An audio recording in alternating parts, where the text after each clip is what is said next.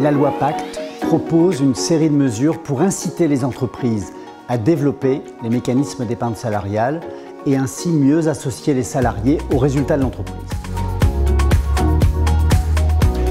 La première mesure figurait initialement dans le projet de loi Pacte, mais elle figure désormais dans la loi de financement de la sécurité sociale pour 2019.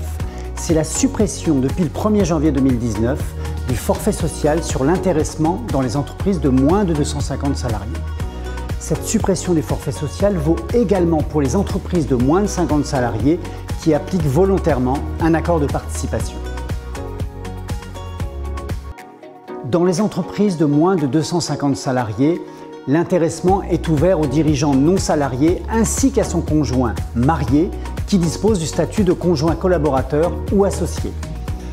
Avec la loi Pacte, le conjoint du chef d'entreprise lié par un PACS et qui dispose bien sûr du statut de conjoint collaborateur ou associé pourra lui aussi bénéficier de l'intéressement. Attention, l'accord d'intéressement devra le prévoir.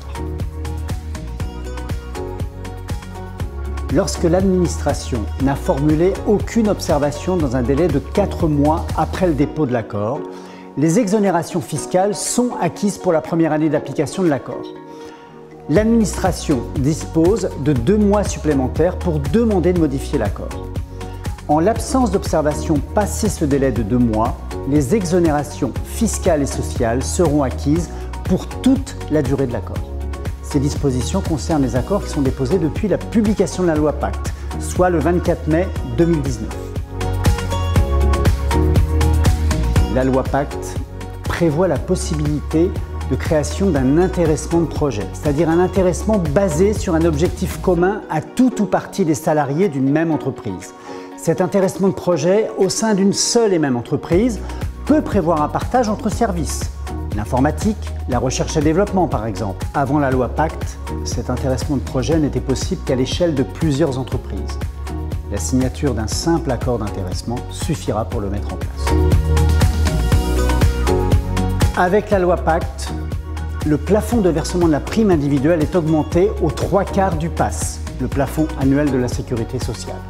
C'est-à-dire que c'est le même plafond pour la participation. Dorénavant, l'employeur pourra effectuer un versement unilatéral au PE. Ce versement devra avoir pour finalité de développer l'actionnariat salarié, de permettre aux actionnaires de l'entreprise de rétrocéder une partie des plus-values qu'ils réalisent lors de la cession de titres ou de parts de l'entreprise. Vous le voyez, avec la loi Pacte, l'objectif est vraiment d'essayer d'inciter les PME à mettre en place des mécanismes d'épargne salariale, de leur dire « allez-y ».